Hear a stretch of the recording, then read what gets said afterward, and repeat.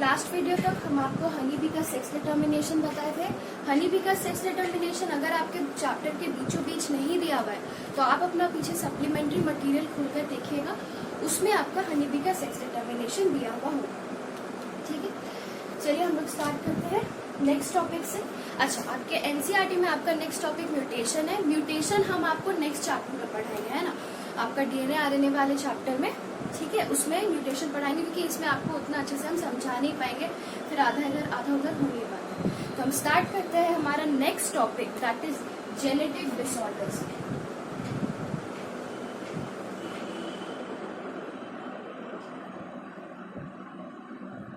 Genetic disorders के साथ हम स्टार्ट करते हैं। ठीक है,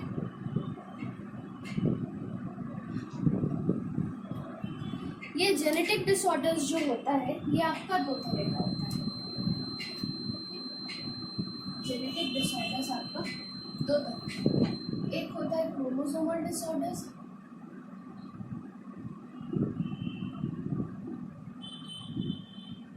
और दूसरा होता है मेंडेलियन डिसऑर्डर्स।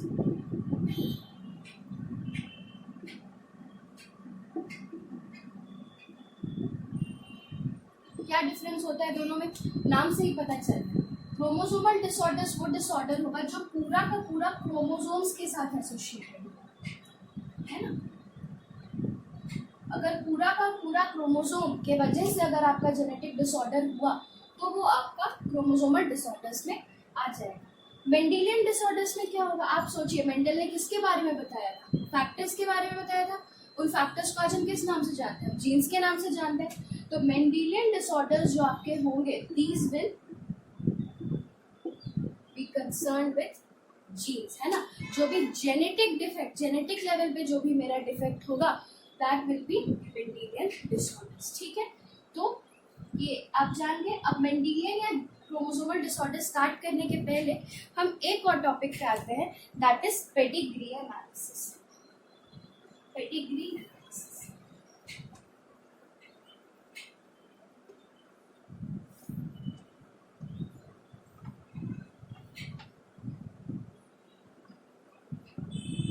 Pedigree analysis.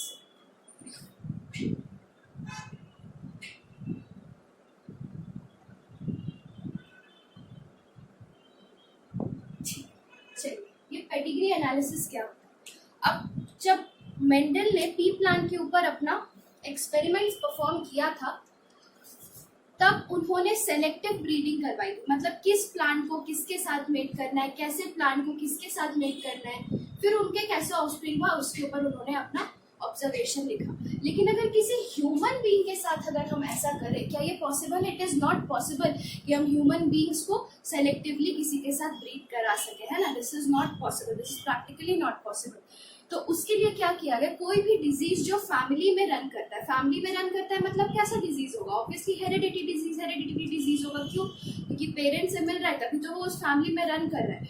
तो वो फैमिली में अगर कोई डिजीज या कुछ भी अगर रन कर रहा है तो, और अगर वो हेरिडिटरी है ना, जेनेटिक है, तो उसको स्टडी करने के लिए हम पेडिग्री एनालिसिस करते हैं। पेडिग्री मतलब कुछ नहीं होता है, आपका जो फैमिली ट्री होता है उसको हम पेडिग्री बोलते हैं। ठीक है, अब उस फैमिली ट्री में कौन किसके साथ शादी किया, किसका कौन सा बच्चा हुआ, उसमें से किसको वो डिजीज था, किसको डिजीज नहीं था, है ना, कौन लड़का है लड़की है, ये आपका फैमिली ट्री का हिस्ट्री बताता है।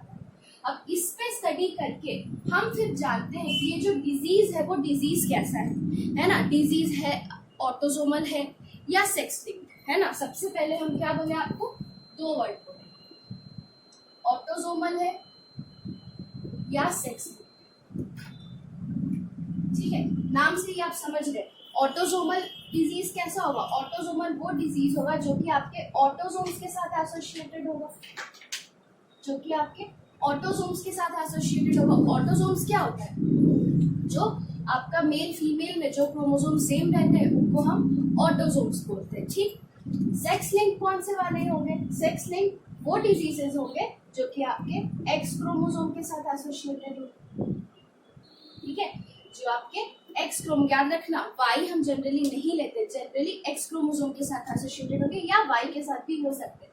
लेकिन अगर हम सेक्स लिंक बोलते हैं तो हम जनरली मीन करते हैं कि वो एक्स लिंक्ड होगा, है ना, जनरल की बात, जनरली हम मीन करते हैं कि वो एक्स लिंक्ड, ठीक है।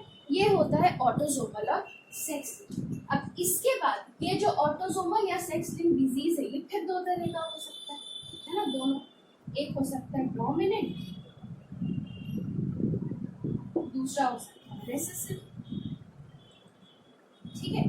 तो कोई भी डिजीज अगर किसी के फैमिली में एंड अप रन कर रहा है, किसी के फैमिली ट्री में, किसी की पेडिग्री में, तो वो कैसा है, ऑटोसोमल डोमिनेंट है, ऑटोसोमल रिसेसिव है, सेक्स लिंक्ड डोमिनेंट है, सेक्स लिंक्ड रिसेसिव है।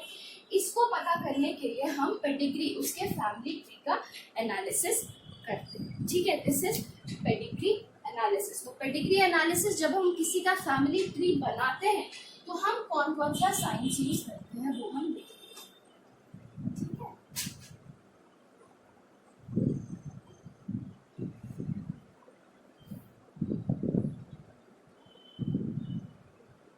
तो थोड़ा सा उन साइंस के बारे में हम पढ़ लेते हैं, ठीक है। अगर ऐसे स्क्वायर हुआ मतलब दिस इज अ मेल, ठीक है। सर्कल को हम फीमेल डिनोट करते हैं। और अगर ऐसा फैमिली ट्री है जिसमें हम उसका किसी का सेक्स नहीं जानते, हम बस जानते हैं कि उसका कोई ऑफस्प्रिंग था, तो हम उसको अनस्पेसिफाइड सेक्स को ऐसे डिनोट करते हैं।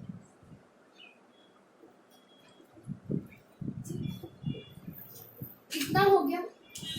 अब मान लेते हैं कि कोई अफेक्टेड, हम मान लेते हैं कि ये जो फीमेल है, किसी जनरेशन की कोई एक फीमेल है, वो किसी डिजीज से अफेक्टेड है ना, मतलब उसमें वो डिजीज मेरे को दिख रहा है। तो कभी भी कोई डिजीज अगर अफेक्टेड होगा तो हम इसको शेड करेंगे, है ना। If this is shaded it means that that particular individual is affected, है ना। If it is shaded it means that particular individual, उस पर्टिकुलर इंडिविजुअल में वो डिजीज मेरे को दिख रहा है ना, फिनोटाइप में हमको दिख रहा है। अगर ऐसे शेड किया मतलब हमको फिनोटाइप में दिख रहा है ना, दिस इज अफेक्टेड, है ना। और ये जो हम लिखेंगे क्या हो गया, अनअफेक्टेड, है ना। अगर शेडेड नहीं है मतलब अनअफेक्टेड, ठीक। इसके बाद एक और आता है कैरियर, जो आपके एनसीईआरटी में नहीं दिया हुआ है। कैरियर समझते हैं क्या होता है। हम मान लीजिए अगर पी प्लांट की बात करें, ठीक है, हम मान लेते हैं, एक बार एग्जांपल लेते हैं हम पी प्लांट की। तो पी प्लांट में हेट्रोजाइगस इंडिविजुअल ऐसा था, हम मान लेते हैं कि ये जो स्मॉल टी है ना, डॉर्फनेस के बजाय किसी डिजीज का है ना, ये प्रॉपर प्लांट होगा, ये डिजीज प्लांट होगा, हम मान लेते हैं, ठीक।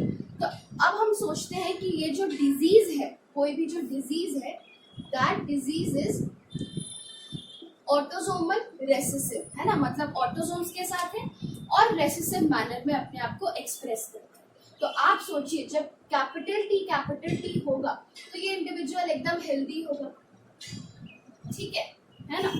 कैपिटल टी स्मॉल टी हुआ गया, ठीक। तो अब हम बोले कि डिजीज कैसा है, रेसेसिव है, मतलब रेसेसिव वाला अगर डिजीज है, रेसेसिव एलील अगर डिजीज को एक्सप्रेस कर रहा है तो हेट्रोजाइगस कंडीशन में अपने आप को एक्सप्रेस नहीं कर पाएगा, तो ये भी दिखने में मेरे को बिल्कुल हेल्दी लगेगा, ठीक है। लेकिन अगर स्मॉल टी हुआ तब क्या होगा, this particular plant will be deceased, ठीक है। जो पेडिग्री एनालिसिस करते हैं हम ह्यूमंस के लिए यूज करते हैं, हम बस एग्जांपल आपको समझाने के लिए, ठीक। अब देखिए हम मान लेते हैं इसका सेक्स अनस्पेसिफाइड है, तो इसको हम कैसे डिनोट करेंगे, ये सिंपल ऐसे डिनोट हो जाएगा, हेल्दी, ठीक है। ये भी हेल्दी है, ये भी ऐसे डिनोट हो जाएगा। और डिजीज वाला कैसे डिनोट हो जाएगा, डिजीज वाला ऐसे डिनोट हो जाएगा, ठीक। कई बार क्या होता है कि कहीं कहीं किसी क्वेश्चन में आपको कैरियर की बात कर देता है ना। कैरियर मतलब क्या, ये वाला जो पर्टिकुलर इंडिविजुअल है ना,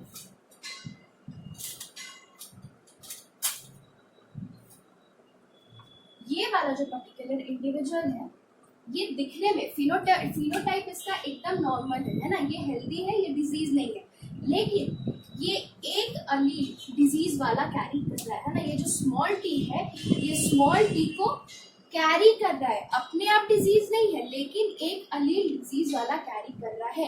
ऐसे ऑर्गेनिज्म को हम कैरियर कहते हैं, ठीक है, ऐसे ऑर्गेनिज्म को हम कैरियर कहते हैं। तो ऐसे तो नॉर्मल डिनोशन इसका ऐसे ही होगा क्योंकि फिनोटाइप में मेरे को डिजीज दिख नहीं रहा है।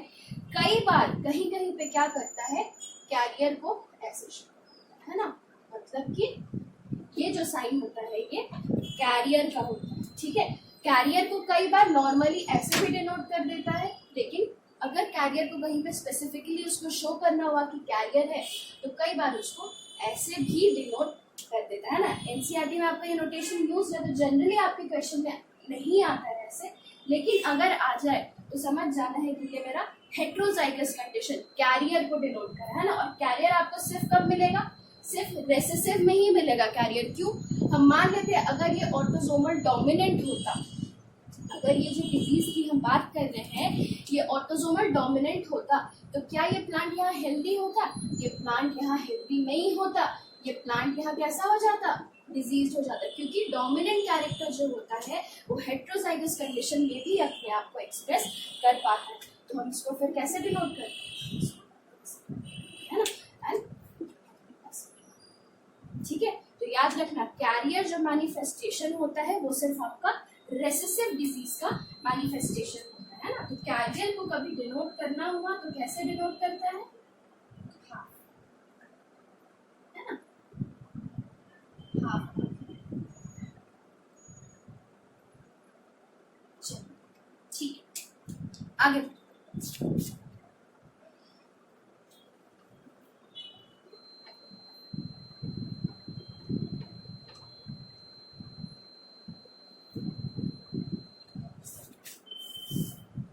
अब अगर किसी दो इंसान का शादी हुआ, शादी किसका होता है ना, जनरली शादी और जो बच्चा होगा है ना वो आपका मेल और फीमेल के बीच में, ठीक है। तो मेटिंग को हम ऐसे बोलते हैं, है ना, शादी होने को या मेटिंग होने को, एक्चुअली मेटिंग होने को हम ऐसे डिनोट करते हैं, ठीक। This is mating. मेट होगा तो जो आपका ऑफ स्प्रिंग प्रोड्यूस होता है उसको हम ऐसे बोलते हैं, है ना, इसका फैमिली ट्री से निकल के आपका ये आता चला जाएगा। अब ये जो ऑफस्प्रिंग्स आपके होते हैं, ये जो ऑफस्प्रिंग्स आपके होते हैं इसमें याद रखना हम इसको लाइन से दिखाते हैं ना, ओल्डेस्ट टू द यंगेस्ट, है ना। अगर हम सबसे पहले एक गर्ल दिखाए हैं मतलब कि जो फर्स्ट चाइल्ड जो होगी that will be a daughter, जो सेकेंड चाइल्ड होगा दैट विल बी अ सन। हम मान लेते हैं कि जो थर्ड चाइल्ड हुआ उसका सेक्स मेरे को अनस्पेसिफाइड है, या अगर बॉय हुआ तो वो ऐसा हो गया, अगर बॉय हुआ तो वो ऐसा हो गया, ठीक। ये ऑफस्प्रिंग है ना, ठीक है। अब अगर किसी दो रिलेटिव के ही बीच में अगर शादी हुई तो अगर मान लेते हैं कि ये दोनों बच्चे है ना, दीज आर रिलेटेड, अगर रिलेटेड सिबलिंग्स के बीच में शादी हुई तो या मेटिंग हुई तो हम उसको ऐसे करेंगे, है ना, बाय डबल लाइन। तो ये क्या है, मेटिंग बिटवीन रिलेटिव्स, है ना। रिलेटिव्स को ऐसे शो क्यों करते हैं हम, क्योंकि जब ऐसे शो करते हैं मतलब इन दोनों में कहीं ना कहीं वो जीन हो सकता है, क्योंकि दोनों के दोनों एक ही फैमिली ट्री से डिसेंड किए हैं। सिंगल लाइन देने का क्या मतलब है, अगर हम मानते हैं ये किसी फैमिली ट्री से डिसेंड कर रहा है तो ये वाला बाहर का होगा, है ना, मतलब इसमें वो डिजीज नहीं होगा, हम ये सोच के चलते हैं। और अगर रिलेटिव्स के बीच में मेटिंग हुई तो हम ये सोच के चलते हैं कि शायद इन दोनों के पास वो कोई भी जो डिजीज जीन है वो हो सकता है, ठीक है। This is mating between relatives, है ना। और इसके बाद अगर इनका प्रोजेनी हुआ फिर हम उसको इस तरीके से, ठीक है। These are the different science, है ना। और अगर एक और क्या हो सकता है कि अगर जैसे आपका मान लेते हैं लाइन से, है ना, 5 लड़कियां हुई या 4 लड़कियां हुई और फिर 5वां वाला आपका बेटा हुआ, ठीक। तब हम, और ये चारों के चारों जो है अनअफेक्टेड, तो इतना बनाने के बजाय हम क्या कर सकते हैं, हम इसको ऐसे, है ना, यहाँ पे 4 लिख दिया मेरी, यहाँ पे 4 लिख दिया, 4 लिख दिया मतलब क्या, 4 बेटियां हैं और चारों की चारों लाइन से क्या है, अनअफेक्टेड, है ना।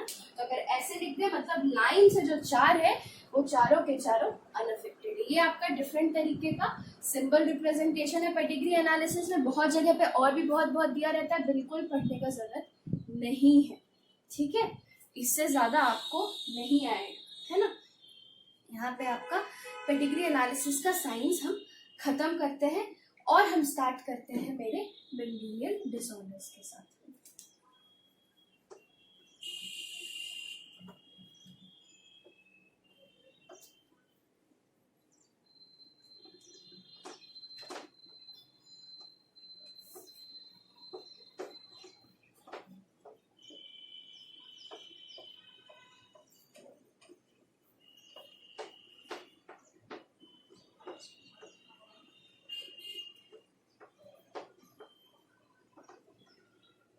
चलिए हम स्टार्ट करते हैं मेरे मेंडेलियन डिसऑर्डर्स के साथ।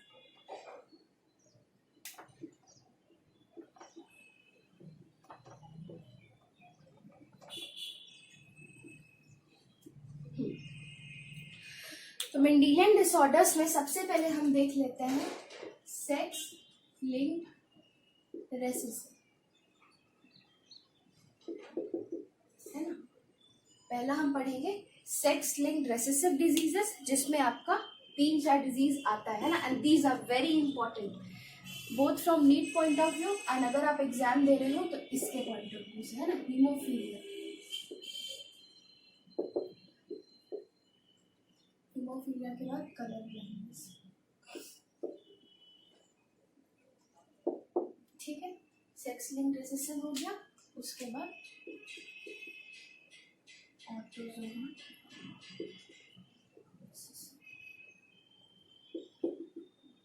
ऑटोसोमल रिसेसिव में आप पढ़ेंगे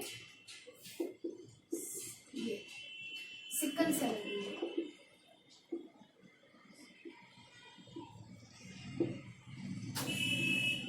सिकल सेल एनीमिया, थैलेसीमिया,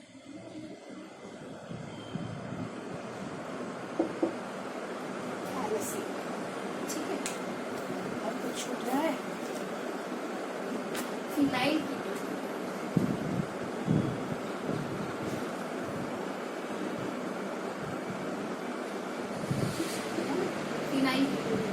एक और आपका एनसीईआरटी में डिजीज केवल मेंशन्ड है।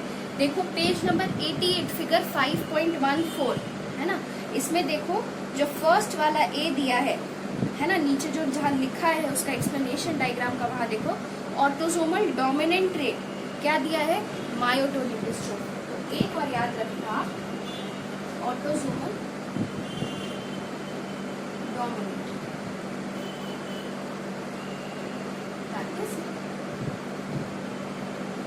Myotonic dystrophy.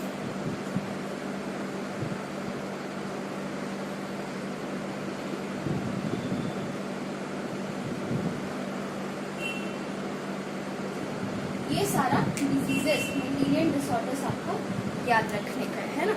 हम सबसे पहले स्टार्ट करते हैं सबसे बेसिक वाला, दैट इज हीमोफीलिया, है ना। दैट इज हीमोफीलिया या सेक्स लिंक्ड मेंडेलियन डिसऑर्डर्स के साथ हम स्टार्ट।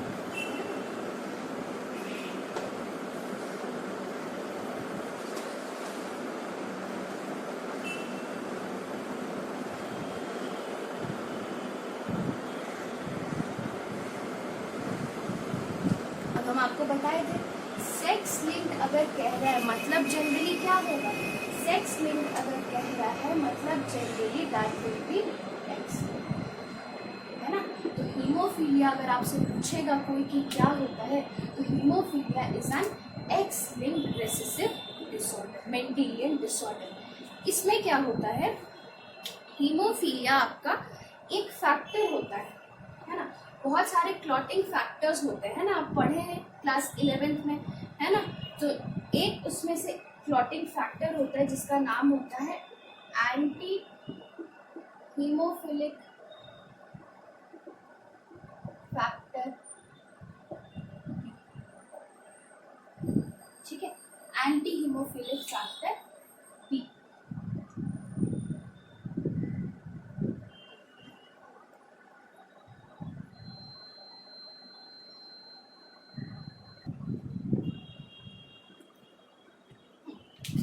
क्या बता रहे थे, हाँ ये जो हीमोफीलिया होता है, आपको बता रहे थे क्लॉटिंग फैक्टर्स के बारे में। एक क्लॉटिंग फैक्टर होता है दैट इज फैक्टर 8, है ना, factor 8 anti haemophilic factor 8, this is not B, this is A, है ना। 8th फैक्टर जो होता है that is anti haemophilic factor 8, और एक जीन जो जीन इसको कोड करता है, वो जीन में आपका म्यूटेशन होता है ना। इस जीन में आपका जो जीन इस वाले फैक्टर को कोड करता है, उस जीन में आपका म्यूटेशन हो जाता है, और म्यूटेशन होने की वजह से आपका ये फैक्टर नहीं बन पाता है ना।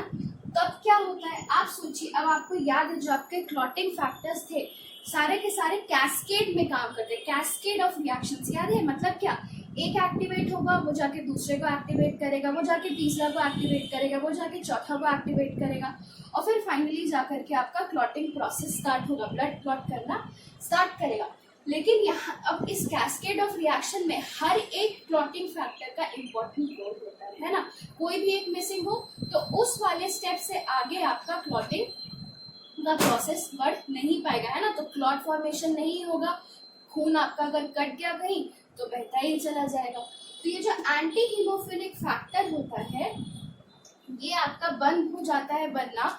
इसके वजह से क्या होता है, किसी भी इंसान को अगर कट आया तो उसका ब्लीडिंग डज नॉट स्टॉप, है ना, and it is a fatal condition. Fatal मतलब जानलेवा कंडीशन होता है ना। ऐसे इंसान में हम क्या करते हैं, बाहर से सिंथेसाइज एंटी हीमोफिलिक फैक्टर डालते हैं, है ना, तब जाकर के उसका ब्लड क्लॉट करना स्टार्ट करता है। ठीक है, मेरे एक फ्रेंड को है हीमोफीलिया, है ना, एंड उसके नोज से एक बार ब्लीडिंग होने लग गई, it did not stop for 3 to 4 days, है ना। उसके बाद फाइनली जाकर के बार बार उसको एंटी हीमोफिलिक फैक्टर दिया गया, तब जाकर के उसका ब्लीडिंग हुआ, है ना। तो ऐसे पर्सन से bleeding does not stop and that is fatal, खून बहते रहेगा तो बहते रहेगा। ठीक है, अब ये एक्स लिंक्ड होने के कारण क्या होता है, ध्यान से समझना। ठीक है, ये तो हम हीमोफीलिया के बारे में जान गए। अगर कोई फीमेल है ना, तो फीमेल में 3 कंडीशन हो सकता है। हम पहले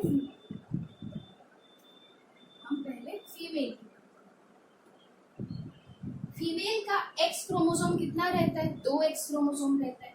तो फीमेल में हीमोफीलिया के रेस्पेक्ट में 3 तरह का केस हो सकता है। एक हो सकता है उसके पास नॉर्मल एक्स क्रोमोसोम, ठीक है।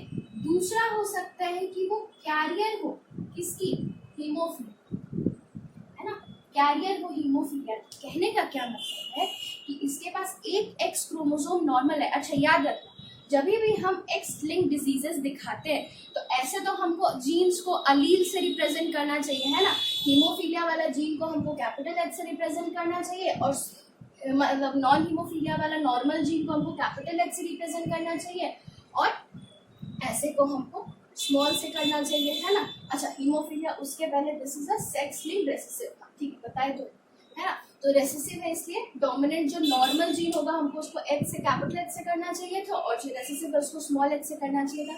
पर हम ऐसे रिप्रेजेंट नहीं करते हैं। क्यों नहीं करते हैं, हम इसको एक्स के ऊपर शो करते हैं ये दिखाने के लिए कि this is a sex linked disease, है ना। ये जो डिजीज है दिस इज सेक्स लिंक। तो कहीं पे भी एक्स लिंक्ड डिजीज अगर आपका आएगा तो आप उसको ऐसे ही रिप्रेजेंट करना, एक्स क्रोमोसोम के ऊपर, ठीक है। तो अगर सिर्फ एक्स क्रोमोसोम लिखे मतलब ये नॉर्मल वाला एक्स क्रोमोसोम है, एक्स क्रोमोसोम के साथ अगर स्मॉल एच लगाए मतलब क्या, this is the affected x chromosome. किस पैनल में अफेक्टेड है, इसके पास हीमोफीलिया का अफेक्टेड वाला जीन है, ऐसा हीमोफीलिया वाला जीन है, ऐसा जीन है ये वाला जो एंटी हीमोफिलिक फैक्टर को प्रोड्यूस करता था, उसमें म्यूटेशन हो गया, ये वाला जीन अब इसमें प्रोड्यूस नहीं हो रहा है।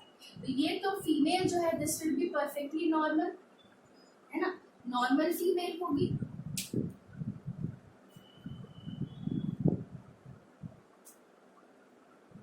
ठीक है, ये नॉर्मल फीमेल होगी तो इसको हम ऐसे डिनोट करेंगे, है ना। अगर ये ऐसे है, अब देखो ये रिसेसिव डिजीज है, एक भी अगर नॉर्मल जीन है, एक भी नॉर्मल फंक्शन कर रहा है तो हमको उसमें हीमोफीलिया का कैरेक्टर्स नहीं दिखेगा, क्योंकि आपको पता है डोमिनेंट वाला ही अपने आप को एक्सप्रेस करता है, रेसेसिव एक्सप्रेस नहीं करता है। तो अगर एक क्रोमोसोम भी फंक्शनल वाला क्लॉटिंग फैक्टर बना रहा है तो इस फीमेल में हीमोफीलिया मैनिफेस्ट नहीं करेगा।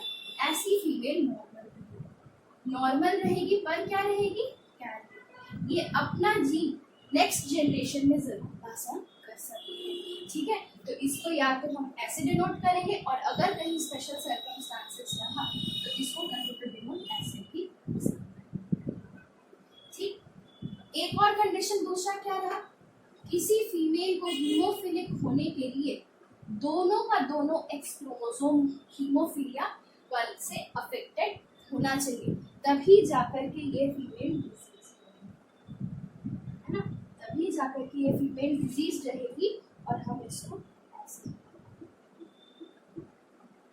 ठीक है, अब हम बात करते हैं मेल की, है ना, हम बात करते हैं मेल की।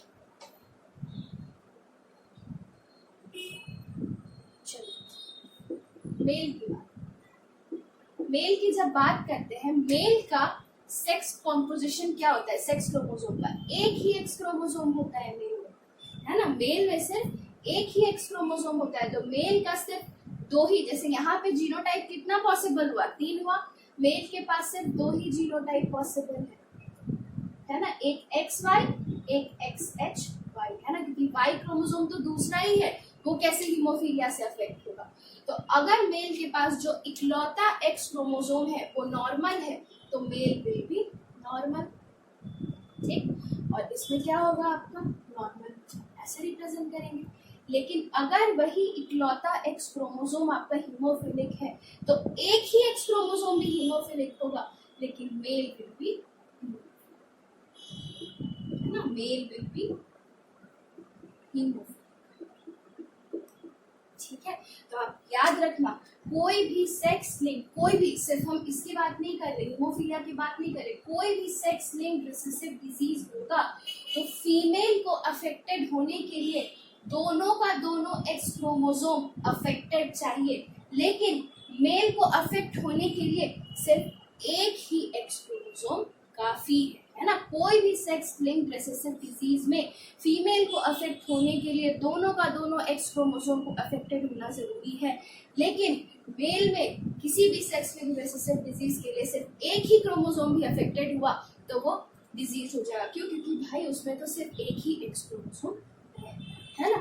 ये जो हीमोफीलिया था ये क्वीन विक्टोरिया के फैमिली में रन करता था, और ऐसा जो एक्स लिंक्ड डिजीज होता है ये फीमेल्स में हमको बहुत कम दिखता है। क्यों बहुत कम दिखता है? क्योंकि फीमेल को डिजीज होने के लिए दोनों एग चाहिए, एक होगा तो वो हमको नॉर्मल ही दिखेगी, लेकिन मेल को सिर्फ एक ही डिजीज मिल गया तो भी वो अफेक्टेड हो जाएगा, है ना। तो किसका अफेक्ट होने का चांसेस ज्यादा है? मेल का अफेक्ट होने का चांसेस ज्यादा है, क्योंकि उसमें सिर्फ एक भी अफेक्ट हो गया तो ये अफेक्टेड हो जाएगा, लेकिन फीमेल में दोनों को अफेक्टेड होना चाहिए, है ना। तो जितना भी एक्स लिंक्ड डिजीजेस होता है फीमेल्स वहां पे कंपैरेटिवली सेफ होती है देन मेल्स, ठीक है। इसी तरह से कलर ब्लाइंडनेस भी होता है, same to same colour blindness भी एक्स लिंक्ड होता है ना। तो ज्यादा जो प्रोपोर्शन में जो कलर ब्लाइंड होते हैं वो मेल्स होते हैं। देखो आपके एनसीईआरटी में लिखा है ना, कलर ब्लाइंडनेस आपका सिर्फ 0.4% ऑफ फीमेल्स में प्रेजेंट होता है, लेकिन 8% ऑफ मेल में प्रेजेंट होता है। अगर आपके चैप्टर के बीच में दिया है तो वेल एंड गुड, नहीं तो पीछे सप्लीमेंट्री मटेरियल में आपका दिया हुआ है ना। कलर ब्लाइंडनेस के बारे में हम आपको नेक्स्ट वीडियो में पढ़ाएंगे। आज के लिए